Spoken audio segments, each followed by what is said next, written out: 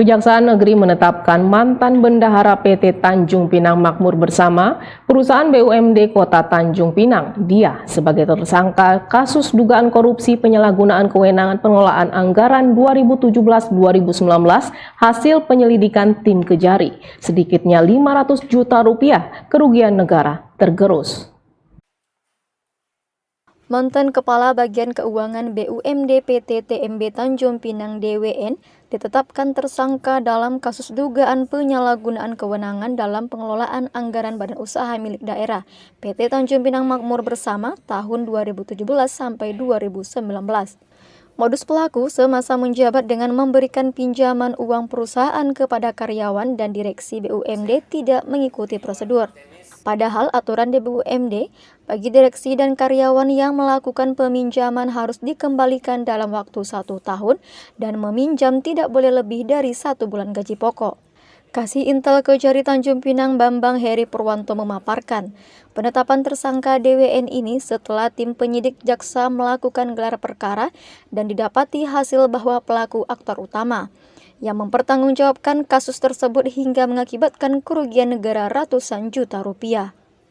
Heri memaparkan dari hasil perhitungan kerugian negara BPKP perwakilan Kepri mampu mencapai 517 juta. Bahwa penetapan tersangka atas nama DWAL dalam dugaan tindak pidana korupsi dalam penyalahgunaan keuangan di BUMD TMB, tim penyidik telah mendapatkan alat bukti yang cukup dari keterangan para saksi.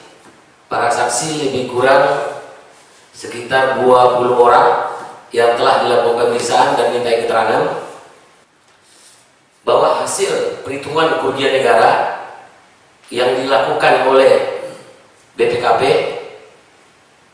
bahwa perhitungan kerugian negara yang dilakukan oleh BPKP adalah 517.741.716 rupiah. Meski sudah terbukti menggelapkan anggaran, namun DWN masih belum ditahan. Penyidik Kejaksaan Negeri Tanjung Pinang masih menunggu kelengkapan berkas perkara.